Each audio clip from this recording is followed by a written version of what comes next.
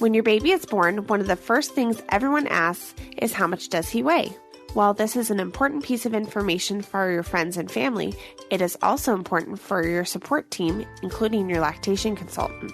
But when your baby begins to lose weight those first few days, does this mean breastfeeding isn't going well, or is something else affecting baby's weight on the scale? This is Newbies. He's gorgeous.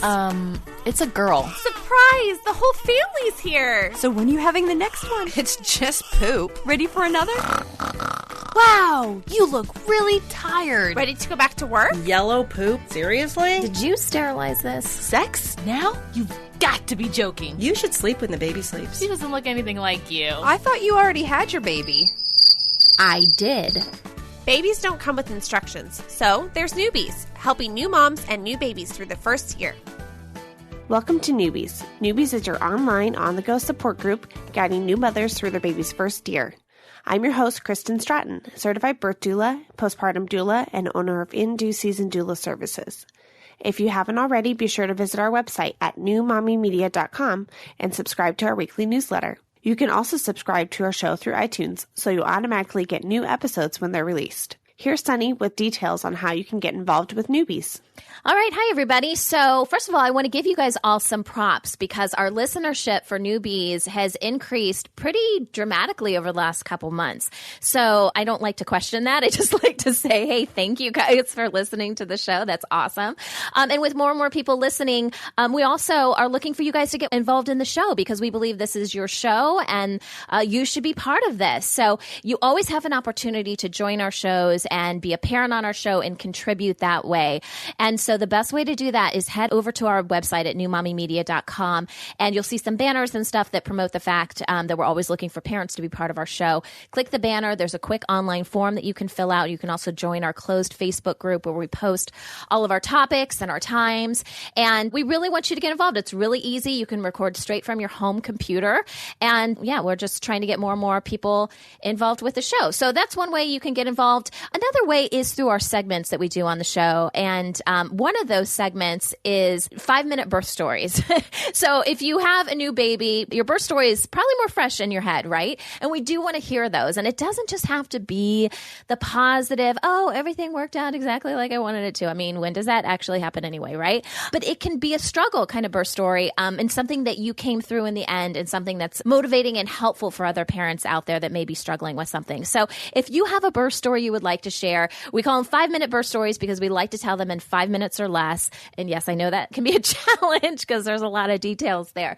But the best way to do that is head on over to our website. Again, it's newmommymedia.com. There's a gray banner on the side that says send voicemail. And we would actually like to hear you share your story. So that way, it's just more special when you hear the mom telling her birth story of her baby.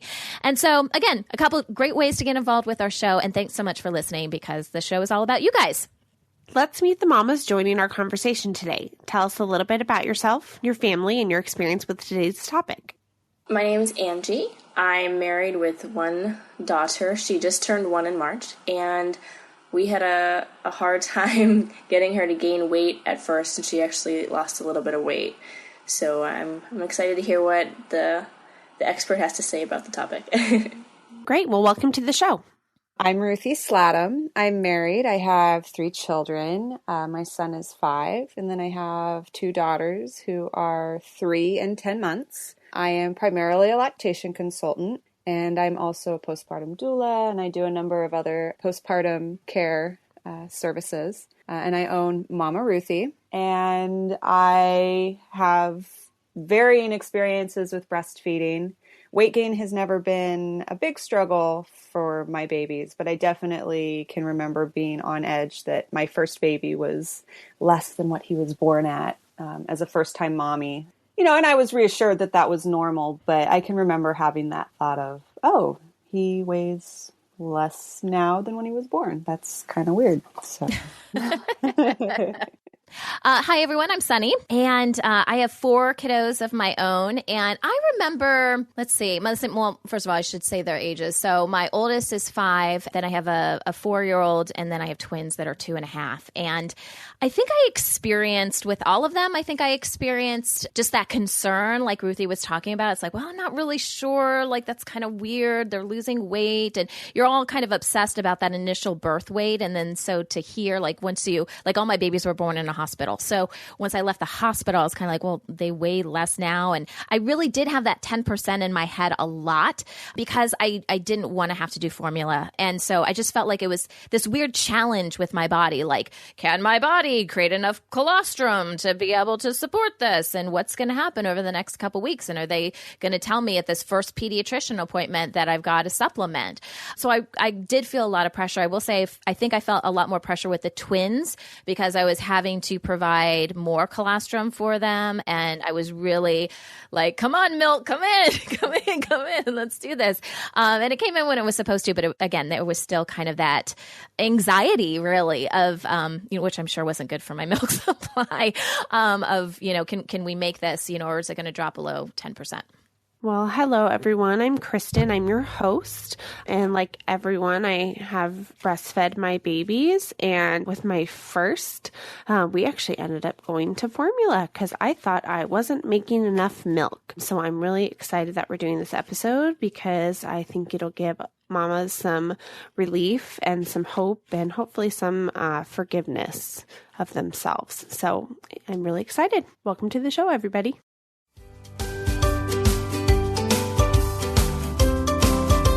All right, so before we dive into our main topic today, we're going to talk about a news headline that I found. This is a positive headline. I love sharing good positive stories, and it involves an airline. You guys may have heard of JetBlue in the past. So JetBlue has kind of turned this whole concept of babies crying on an airplane, it's kind of turned it on its head because, when we have little kids, I think most parents are like cringing about the idea of even taking one baby on an airplane, right? You're just like, especially if you're a brand new parent, you're like, I don't know what's going to happen. I remember my husband and I were like, should we buy like Starbucks gift cards to give to people when this happens? Like, I don't know. Like I don't know about you guys, but before I had kids, I was one of those people that rolled my eyes every time a baby cried and I just didn't get it. But now that you're a parent, you're on the other side of the equation. And so JetBlue for one flight, so I have to, kind of preface it with this. One flight, they said to everyone, okay, when you hear a baby cry, you're going to get 25% off your next JetBlue flight. Now, this particular article I'm looking at now, it says, okay, flight 213 from New York to Long Beach, California. So this is across the United States. This is a long flight, right? So everyone's kind of on edge just in general because it's multiple hours, right? And so this article doesn't actually say if they got to 100%, but I would imagine that in, a flight that long, that people would hear babies cry more than 4 times. So I'm assuming everybody got a free flight out of this. And I'm not sure if it was kind of staged as kind of a marketing thing because there's certainly nothing that says that they're going to continue with this. And I'm sure they've got a lot of coverage of this. So who knows the ulterior motive here, but it was certainly a good thing for all of the parents. I'm sure all the parents on that flight with their babies were like, oh, good. We don't have to worry about this. And it says in this article that whenever a baby cried, that everyone would actually cheer, which, come on, you don't get on flights, right? So wanted to see what you guys thought about this. Is it just kind of a marketing move for JetBlue? Did they really have the right intentions with this? Does it really matter? Because people got free flights. So, Kristen, what do you think? Oh, I love this. I think, it was brilliant marketing, first of all. Right. And then secondly, it kind of reminds me of like when you go to a restaurant and, at some places, if a waiter drops a plate and it breaks, they go, woo, they cheer. I like that they were kind of embracing like, hey, this is an inevitability when you're flying on a plane with kids. They don't understand. Their ears hurt. They don't know how to pop them. They're confined in this tight little space. And let's face it, like adults aren't really happy on flights. And we're little tiny children who can't rationalize time or space or where they're going to be happy. So I like that they're embracing the fact that, hey, we're all on this flight together. Let's just, help each other out rather than being the grumpy curmudgeon that just grumbles every time a baby is unhappy. So yeah, way to go, JetBlue. Yeah. Angie, what do you think? As a mom that has a younger baby, what do you think? If you went on a JetBlue flight and they're like, hey, every time a baby cries, 25% off. What do you think about that? I would have liked to be on that flight, honestly. Yeah, because I've taken 3 flights with my baby so far, and each time it's stressful because I think if she starts to cry, people will get angry, and so I'm constantly nursing her to keep her quiet. And so I think if JetBlue did this all the time, it would make me a little less stressed as the mom, and maybe do the same thing for other moms too. Calm everyone down. Right. They might go bankrupt if they did this all the time, but yeah. I like the idea. I mean, I think marketing wise, it could even work to say, hey, we're going to pick random flights. That way you don't even know. You don't know if you're going to get, I mean, I think that's actually, JetBlue, if you're listening, that's actually a really smart marketing move. Ruthie, what do you think? I'd be pinching my baby to, no, I'm joking. Free flights for everybody. No, I think it's nice. I do think that, I think it could be a nice thing. I like the, randomized thing of, you're one of our 3 flights this month that if our babies are upset, you do this.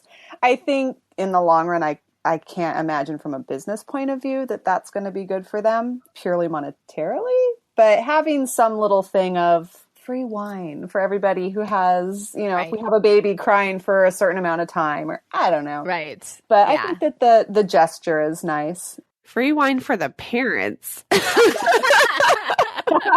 Who have to deal with the baby crying. Yeah. Right. I like the idea. So. Yeah. I like the idea of some sort of perk. I mean, I realize the free flight thing can be, pretty costly, but I don't even know what they give away free now. Maybe like free Wi-Fi, free something, whatever, movies that they're playing that, they charge for or whatever. So just some ideas out there. We'll go ahead and we'll post a link. If you guys haven't seen it, we'll post it to our Facebook page so you can check it out.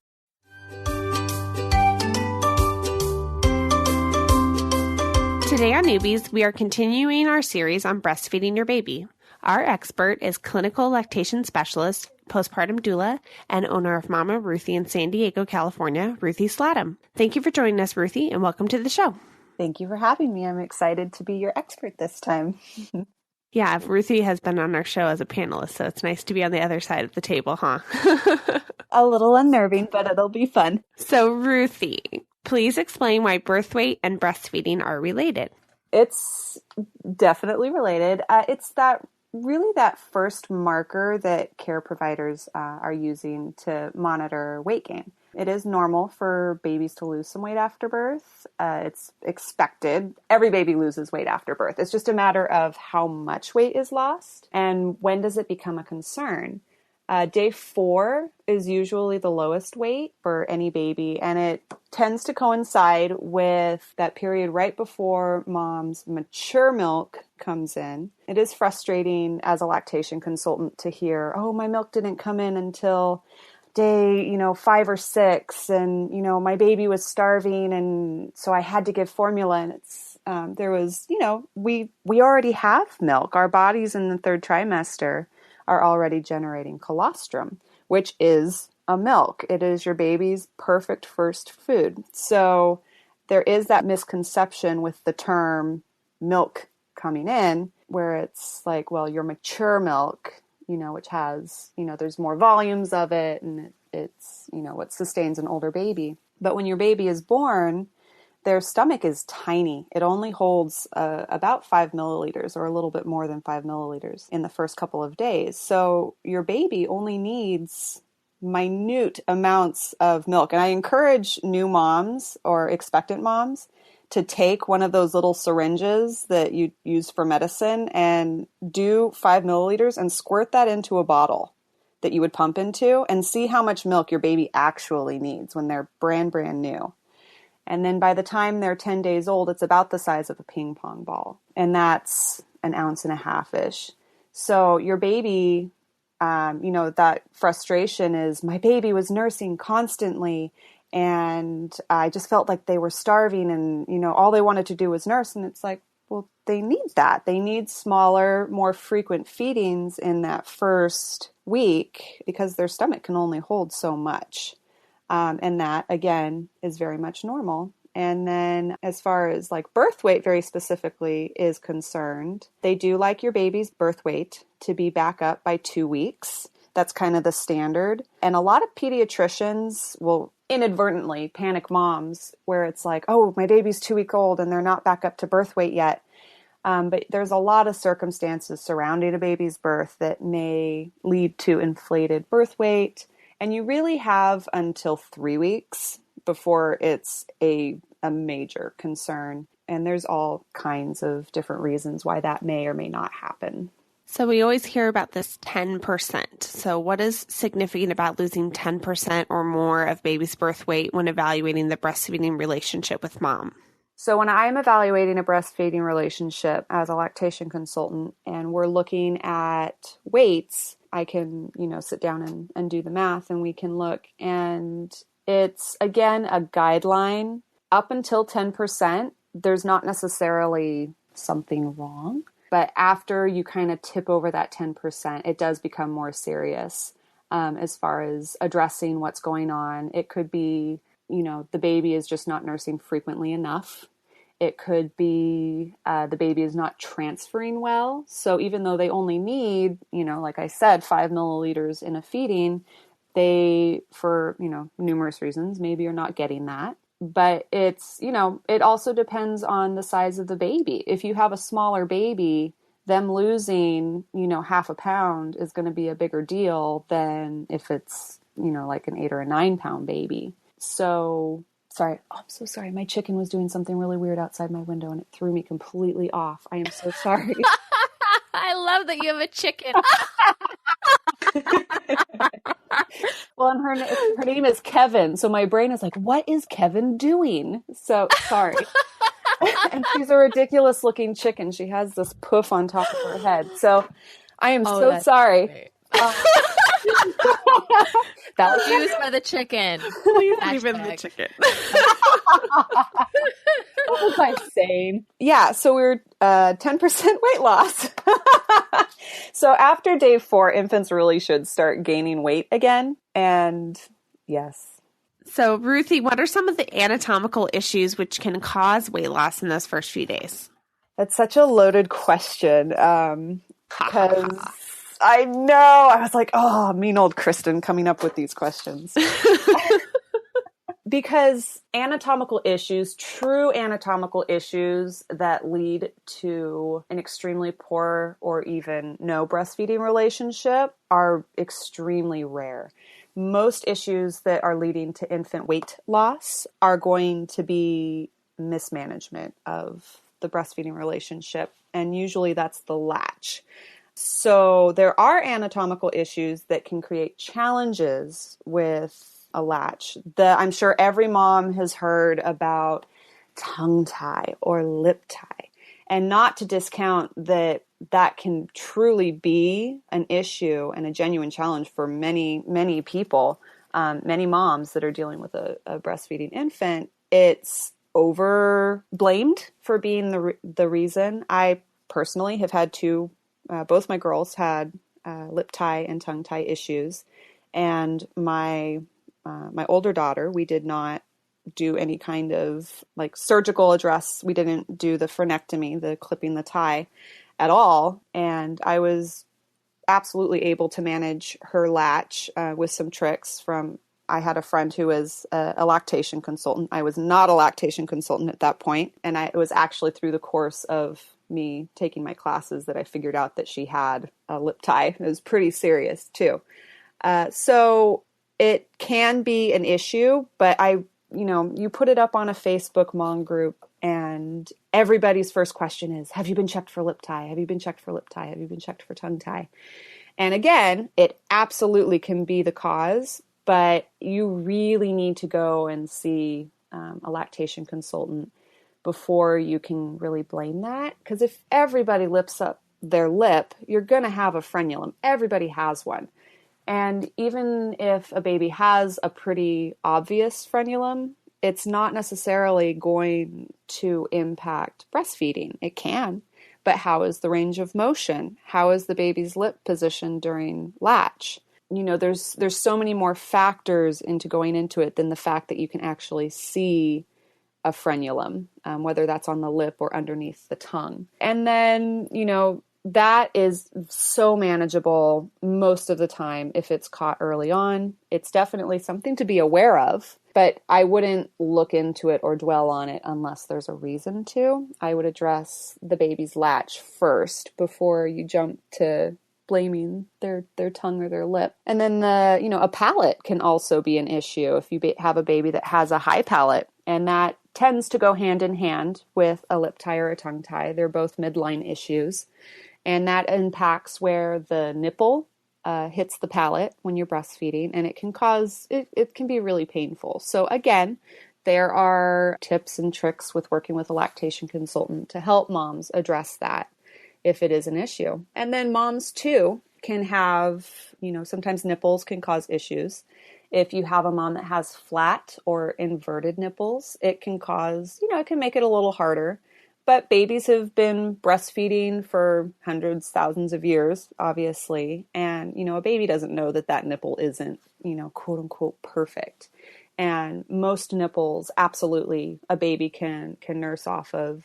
They just might need a little more help because the nipple is not hitting their palate to trigger their suck reflex correctly. But, we're really blessed. We live in a time where we do have tools like we do have nipple shields, which I, urge extreme caution with. They definitely have their place and they can be a fabulous tool. But, there are ways to help moms, if nipples are not quote unquote clinically ideal. That's another thing. And then there's things like insufficient glandular tissue. And again, that's really hard for a mom to say because you can have a mom who has small breasts, but that doesn't have anything to do with her milk production. I've worked with plenty of moms who are like an A or a B, smaller breast, but they have these extremely happy chunky babies and they're making milk that's basically cream. So it's not an indicator that a mom is going to have a hard time breastfeeding. And on the other side of that coin, you can have a woman who has, voluptuous breasts. She's got very full cups, but the actual glandular tissue that she has is not adequate. She has plenty of fatty tissue. But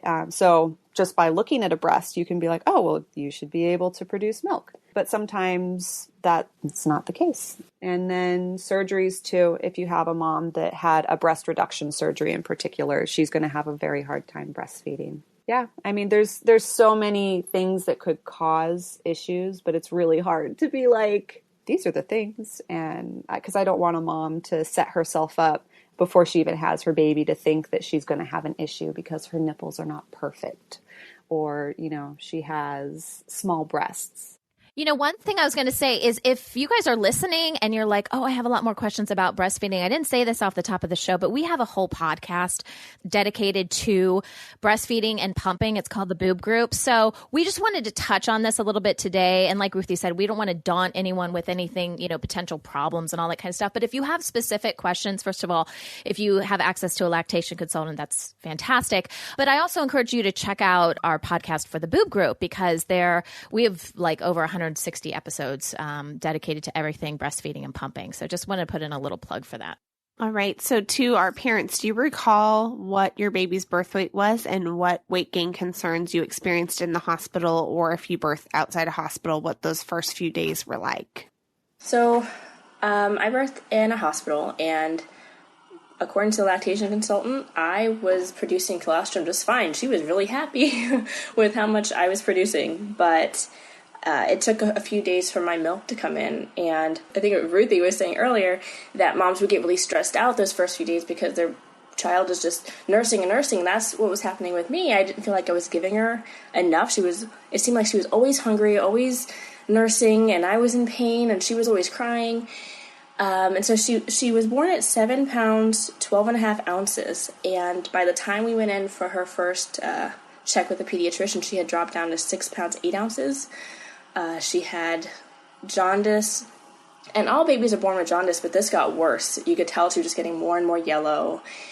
So he gave us, the pediatrician gave us some samples of formula and said, until your milk comes in, you're just going to have to supplement. And the funniest thing about that was we left the pediatrician's office, we go to CVS, we get the formula, the bottles, get everything set up, we get back home, and as my husband is making the formula bottle, my milk lets down. I'm on the couch, I'm screaming, like, what do I do? You got the formula ready, I have milk ready, do I feed her, do we use the formula, what do we do? But we ended up supplementing anyway, just to get her back to that weight, but that was a scary time. I didn't know if I was producing enough or if she was going to starve to death. Well, and jaundice is its own set of challenges. There are, exceptions that are made a lot of times with supplementing with jaundice. I can talk a little bit about what happened with my twins. So my twins were born as preemies, but they weren't really tiny preemies. They were 35 weekers, and they were both about 5.5 pounds. So pretty good size, actually. Yeah. And they didn't need the NICU or anything like that, but they were my smallest babies I'd ever had. My first son was over 9 pounds, and then my second son was about 7.5. He was pretty average. But I remember with the girls, we had the jaundice thing kind of going on with the girls too, and some other issues that we were working through. And I remember, because we were dealing with less weight with them, that like every ounce really counted. I remember being more concerned about that because they didn't weigh as much, right? So you don't have as much flexibility with how much weight they can lose. And I know that they had to be like over 4.5 pounds before they would even leave the hospital. And they were. I mean, I can't remember exact numbers because it's about 2.5 years ago now, but I do remember them being, big enough so that they could leave the hospital. But then, like I said, they needed to go see the pediatrician like right away. I think it was like the next day we had to take him in, and it was just a little nerve wracking. But I have to say, I have to kind of pat myself on the back because my colostrum was kind of coming in full force in the hospital. And I went in, in giving birth to my babies thinking, oh my gosh, I need to hand express. I need to do all this kind of stuff. I got to get this supply up because I knew how important those first few days were going to be. And like I said, I really wanted to, try to just feed my babies breast milk as much as possible. And so I remember, I'll never forget this. I remember some lactation consultants, it was more than one, and maybe there were some nurses there too, came into my room because I was in the hospital for about 3 days because it was a cesarean to have the babies. So these nurses were coming in, and I don't know like how many, it must have been like, one of those like little plastic cups that they usually put pills and stuff in. I think it like the measurements, I think milliliters, I don't know, but I was able to like fill those things up with colostrum for the twins. And this was within a day or so after the babies being born. I remember they were like patting me on the back going, oh my gosh, look at your colostrum. This is amazing. And I was like, oh no, I was so excited because I was like, thank you, buddy, for doing what I wanted you to do. So yeah, definitely can happen. But yeah, and that's really all they needed. And so thankfully we didn't need to supplement. I had to exclusively pump in the beginning because their latch wasn't as good. But again, it was breast milk, and it's, what I wanted. When we come back, we will continue our discussion about early newborn weight loss and breastfeeding. We will be right back.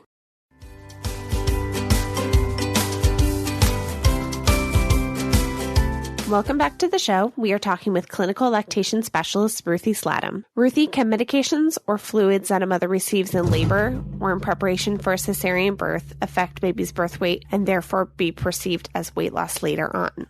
Absolutely. So the biggest culprit typically is IV, and women don't realize when you get an IV, when we're in labor, if we, like, let's say a mom has like a 12-hour labor and you go in and you're on an IV fluid for, let's say, 8 hours, then that's 8 hours of a lot of fluid in your body. So when, a lot of moms will notice when they leave the hospital, they're kind of puffy. They got like some edema going on. And then over the next couple of days, it really goes down and they drop a ton of water weight. Well, same thing happens with our babies. So we have babies that, and especially if it was a long labor, I always ask a mom who has weight loss concerns, how long she was on an IV for. And most of the time it was for several hours. And so when your baby is born, they also have a lot of water weight.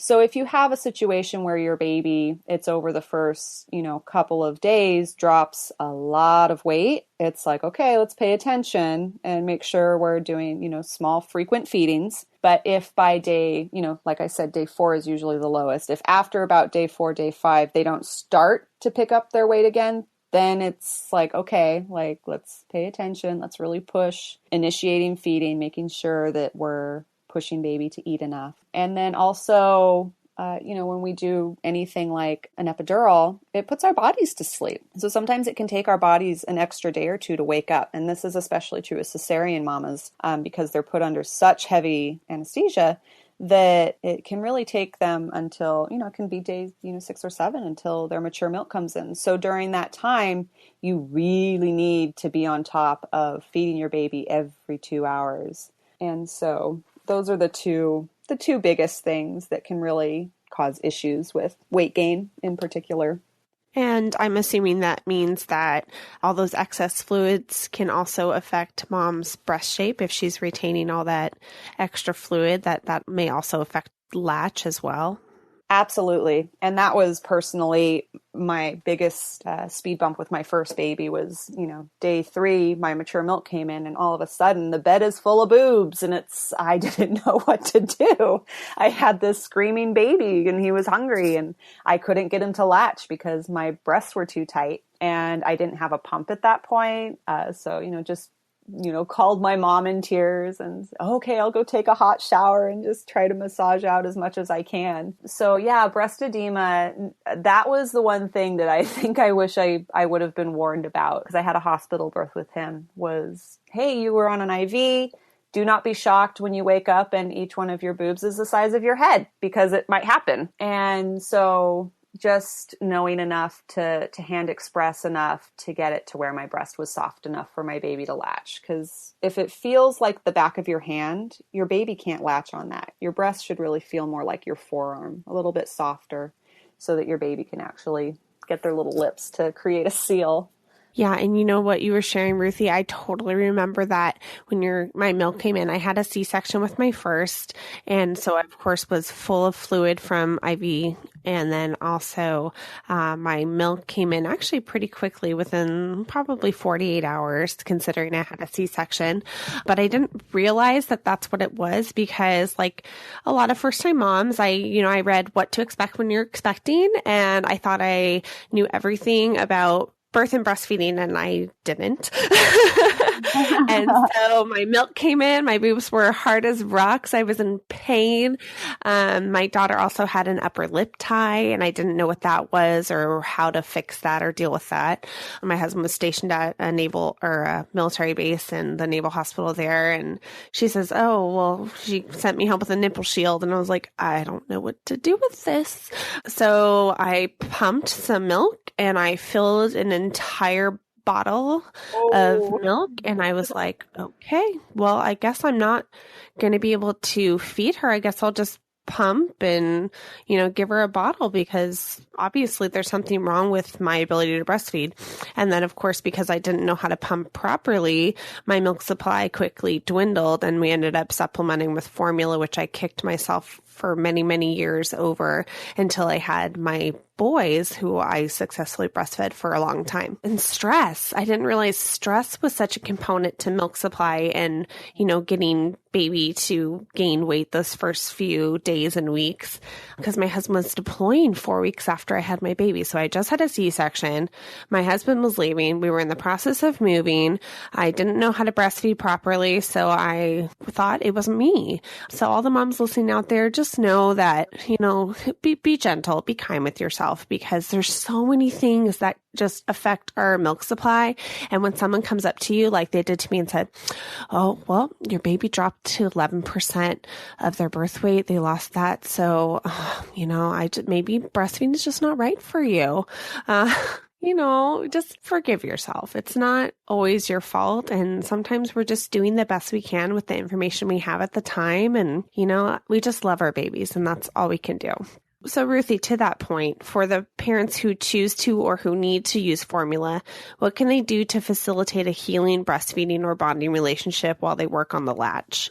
There are alternatives. So if let's say your pediatrician is, your baby is, let's say 5 days old and they're not gaining weight as fast as the pediatrician would like, or, there is something like jaundice going on, which can, make a baby really sleepy, which following their cues is not good because they won't wake up. So you need to, create your own. But, so if someone is saying, hey, weight is a concern, we should consider supplementing, be like, okay, well, can I increase my feedings? Can I pump in between my feedings and supplement with breast milk? So if your supply is not an issue, that is a really great option. And then you can supplement at the breast with this really handy dandy little tube called a supplemental nursing system, an SNS, which is basically like a straw. So you can put your baby to your breast and then slip this little tube in between their lips and put the other end in a bottle. And then you can guarantee that they're getting a certain amount of calories, being like, okay, well, I know they at least got 15 milliliters or, depending on the age. And I know they at least got an ounce. So that can be really great. And you can also use that same thing with formula if your supply is an issue. And there are instances where formula is completely appropriate. And you can use a supplemental nursing system with that too while you work on baby's latch and get it up to date. Lactation consultants will prefer to use a bottle because there is a genuine weight concern, and that is the quickest way to get calories into a baby. They do have their place, but it really should be, used with caution and working with a lactation consultant. And it's really great if you're having concerns with breastfeeding and your pediatrician is making suggestions that you're not happy about. Say, can I be referred to a lactation consultant? Because pediatricians, they have to know so much about everything that a lot of times they're not as current on breastfeeding as they should be. And that's, there's so much that they need to know. So asking for a specialist, if you're having challenges with that is really important to do. Well, thank you so much, Ruthie, and our wonderful parents for joining us today in our discussion about early newborn weight loss and breastfeeding. And for our Newbies Club members, our conversation will continue after the end of this show, as Ruthie will discuss about the colostrum and how it is designed to sustain your baby. For more information about the Newbies Club, please visit our website at newmommymedia.com.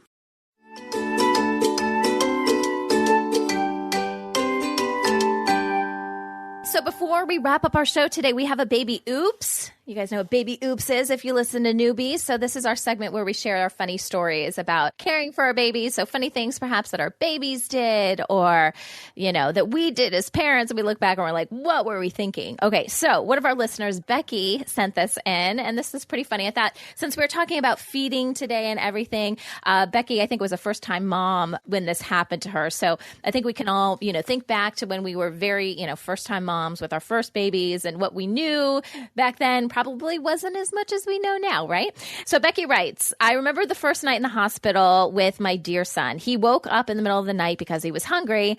I had no clue. I had changed him. I gave him a pacifier. It didn't work. I was sleepy and I wanted to go back to sleep. I tried to rock the carrier. They rolled him in just to soothe him. That didn't work. A nurse had to come in and tell me that he was hungry and I needed to nurse him. LOL. She said, I was 20. I was never told that they wake up at all hours to feed throughout the night. So I just thought that was kind of funny because we're thinking as moms, first of all, we're sleep deprived, right? And we're thinking, okay, I've changed the diaper. I've cuddled with my baby. I've done all this kind of stuff. And then we forget, oh yeah, they kind of need to eat and keep up that 10% of body weight, right? So Becky, thanks so much for sending this in and admitting your baby oops. We really do appreciate it. If you're listening and you're thinking, oh, I've got this funny story that I'd love to share, we would love to hear it. So you can go to our website at newmommymedia.com, click on the contact link, and you can email us. That's what Becky did. Or the way that I really like it, and I mentioned it earlier in the show, is still go to our website, but there's that gray banner on the side for send voicemail, and then you can share your story yourself, and we'll just include that in a future episode. So again, thanks, Becky, and hopefully we'll get more of these soon. That wraps up our show for today. We appreciate you listening to Newbies. Don't forget to check out our sister show, Preggy Pals, for expecting parents, Parent Savers for moms and dads with toddlers, the Boob Group for moms who give breast milk to their babies, and Twin Talks for parents of multiples. Thanks for listening to Newbies, your go-to source for new moms and new babies. This has been a New Mommy Media production. The information and material contained in this episode are presented for educational purposes only.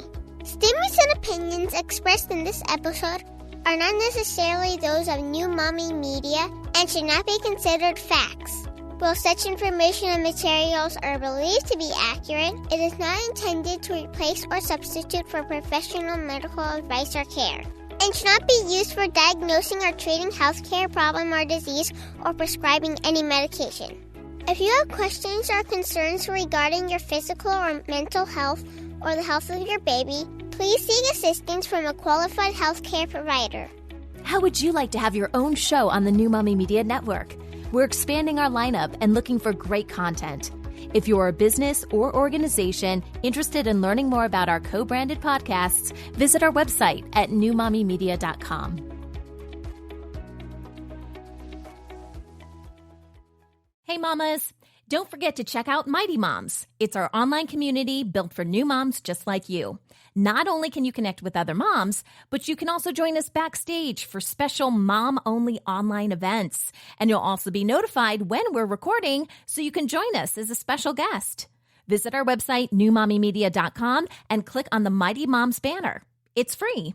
That's newmommymedia.com. See you there.